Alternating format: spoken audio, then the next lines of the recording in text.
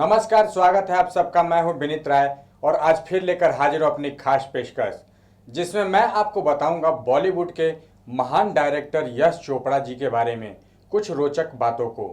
बॉलीवुड एक ऐसा क्षेत्र है जहां अपनी पहचान बना पाना बहुत ही मुश्किल होता है, लेकिन अगर एक बार आपको पहचान मिल जाए तो सफलता आपके कदम चूमने लगती है। जैसे बॉलीवुड में किंग ऑफ रोमांस के रूप में मशहूर यश चोपड़ा को माना जाता है और रोमांस को पर्दे पर उतारने में यश चोपड़ा का कोई मुकाबला नहीं कर सकता है। उन्होंने दीवार, कभी कभी, डर, चांदनी, सिलसिला, दिल तो पागल है और वीर जारा जैसी बहुत सी रोमांटिक और यादगार फिल्मों को बनाने वाले यश चोपड़ा ने पर्दे पर रोमांस और प्यार को एक नई ऊंचाइयां दी। तो आइए आज आपको बताते हैं यश चोपड़ा जी के बारे में अपनी इस रिपोर्ट में। यश चोपड़ा का जन्म 27 सितंबर 1932 को ब्रिटिश भारत के पंजाब प्रांत के लाहौर में हुआ था, जो पाकिस्तान का हिस्सा है। आजादी के बाद उनका परिवार भारत आ गया। उनके बड़े भाई B.R. चोपड़ा बॉलीवुड के फेमस निर्माता निर्देशक थे। अपने बड़े भाई की प्रेरणा से ही उन्होंने बॉलीवुड में हाथ आजमाया और वर्तमान समय में यश चोपड़ा का परिवार बॉलीवुड के प्रतिष्ठित परिवारों में से एक है। उनके दो बेटे हैं जिनका नाम आदित्य चोपड़ा और उदय चोपड़ा है। दोनों ही फिल्मों से जुड़े हुए हैं। उन्होंने अपने बड़े भाई B.R. चोपड़ा के साथ बतौर सहायक निर्देशक के तौर पर फिल्म इंडस्ट्री में एंट्री की और लगातार 5 फिल्में निर्देशित की, जिनमें एक ही रास्ता, साधना और नया दौर शामिल है। इसके बाद उनका काफिला रुका नहीं और बहुत सी यादगार फिल्में बॉलीवुड इंडस्ट्री को दी। यश चोपड़ा ने अपना करियर अपने भाई के साथ बतौर सह निर्देशक से स्टार्ट किया। उसके बाद यश चोपड़ा निर्देशक के तौर पर काम करना प्रारंभ कर दिया। उन्होंने अपने भाई के बैनर के तले पहली फिल्म धूल का फूल का निर्देशन सन 1959 में किया। इसके बाद सन 1961 में धर्मपुत्र बनाई। दोनों फिल्में कामयाब रही, पर इससे यश चोपड़ा सबकी नज़रों में एक उभरते हुए निर्देशक के तौर पर आ गए थे।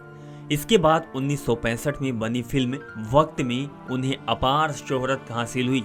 इस फिल्म का एक गाना ए मेरी जोहरा जबी तुझे मालूम नहीं, जिसे दर्शक आज भी गुनगुनाते हैं। इसके उपरांत आई फिल्म इत्तेफाक उनकी मशहूर फिल्मों में से एक है, जिसमें उन्होंने रोमांस और कॉमेडी के अलावा थ्रिलर पर भी जोर दिया है। इसके बाद उन्होंने सन 1973 में स्वयं की फिल्म निर्माता कंपनी यशराज फिल्म की स्थापना की। इसी वर्ष उन्होंने बतौर निर्देशक दाग फिल्म का निर्माण किया, जो सुपरहिट साबित हुई। इस फिल्म की सफलता ने उन्हें बॉलीवुड में नया नाम दिया। इसके उपरांत सन 1975 में आई फिल्म दीवार, जो अमिताभ बच्चन ने काम किया था, और 1976 में कभी कभी, एक सन 1978 में त्रिशूल आई, जिसमें अमिताभ बच्चन ने एक्टिंग की।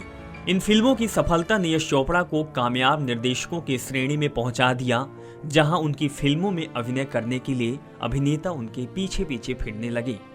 इसके बाद सिलसिला, मशाल व विजय जैसी यादगार फिल्मों का निर्माण किया। इसी बीच उन्हें 80 के दशक की स्टार्टिंग में असफलता का कड़वा स्वाद भी चखना पड़ा, लेकिन 1989 में आई चांदनी ने उन्हें एक बार फिर से सफल और हिट निर्देशक की श्रेणी में लाकर खड़ा कर दिया। इसी बीच सन 1991 में आई फिल्म वो लम्हे भी इसी समय की सुपरहिट फिल्म थी, और जिसके बाद उन्होंने शाहरुख खान पर दाव आजमाया और दिलवाले दुल्हनिया ले जाएंगे यह फिल्म बनाई।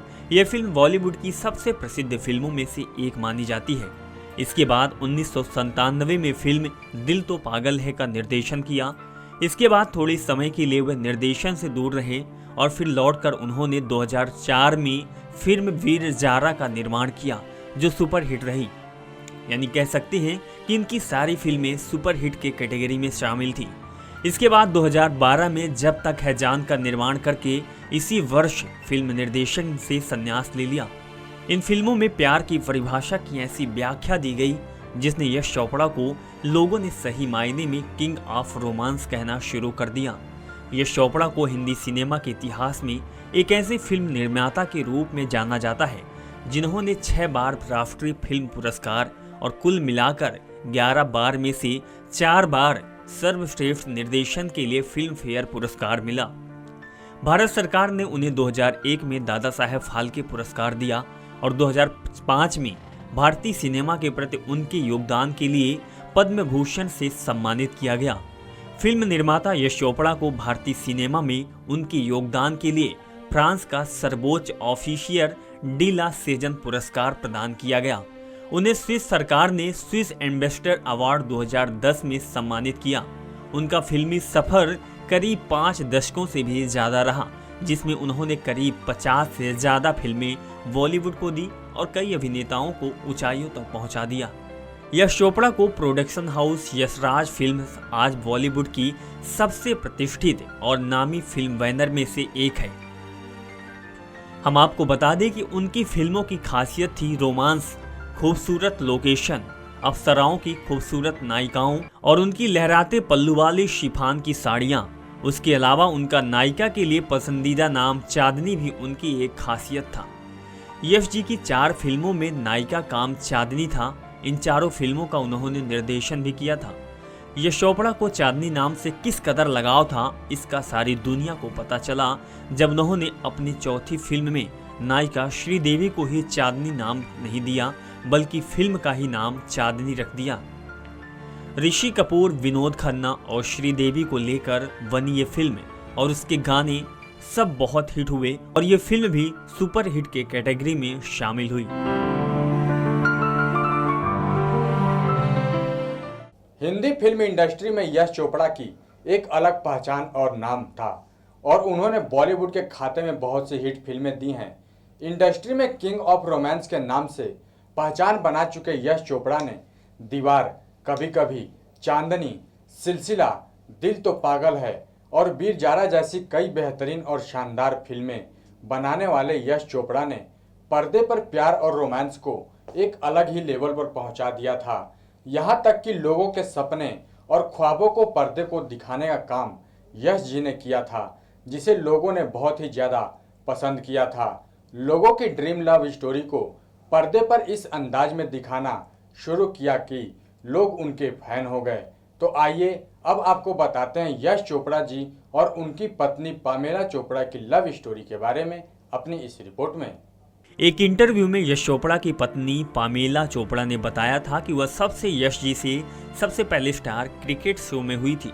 हालांकि उस दौरान उन्होंने यश से बात नहीं की थी, लेकिन एक दूसरे को देखा भी नहीं। इसके बाद उनकी मुलाकात पामेला की कजन से संगीत के दौरान हुई।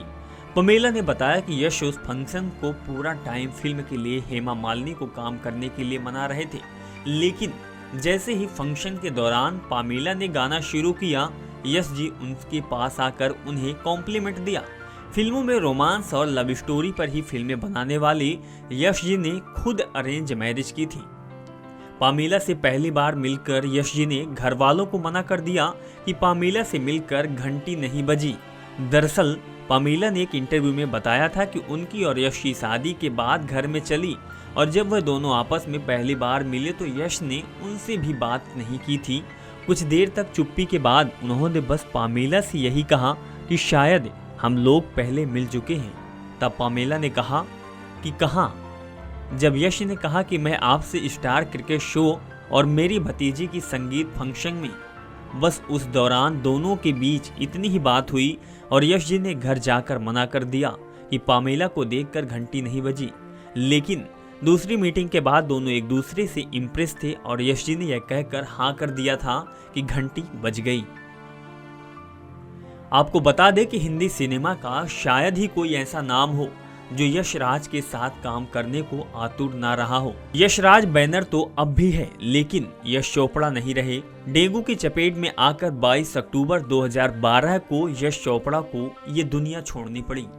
यश चोपड़ा की दास्तान एक ऐसे इंसान की कहानी है जो रेशमी ख्वाबों को रूप हले पर्दे पर उकेरना जानता था। उसके ख्वाब इतने दिलचस्प और दिलकश होते थे कि लाखों करोड़ों दर्शक उन्हें अपना सपना मानकर उसमें डूबता रहता था और यश जी को याद करता रहता था।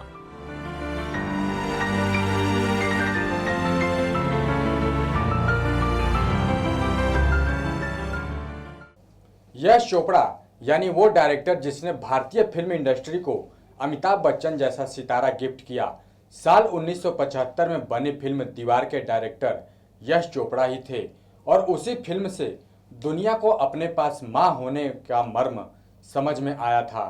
2 दशक के बाद यश चोपड़ा ने अपनी ही दीवार गिराते हुए लोगों के मन में शाहरुख खान का डर बैठा दिया था। फिर सबको लगने लगा कि दिल तो पागल है, लेकिन तभी उन्होंने वीर जारा से कहलवाया कि तब तक प्यार करो जब तक है जान। यश चोपड़ा जी ने साल 1959 में अपनी पहली फिल्म धूल का फूल डायरेक्ट की थी, लेकिन साल 2012 तक बतौर डायरेक्टर उनके खाते में महज 22 फिल्में ही दर्ज थी। शाहरुख खान की जब तक है जान यश चोपड़ा की आखिरी फिल्म थी, जो उनके मरने के कुछ दिन बाद रिलीज हुई थी। इतना तो तय है कि बॉलीवुड इंडस्ट्री में अब ना कोई ऐसा डायरेक्टर हुआ है और ना ही कभी कोई होगा। अपने अंतिम दिनों में वो जाते जाते पूरी इंडस्ट्रीज को रोमांस का दीवाना बना गए थे। तो दोस्तों, आज के लिए बस इतना ही। अब हमें इजाज़त दीजिए। नमस्कार।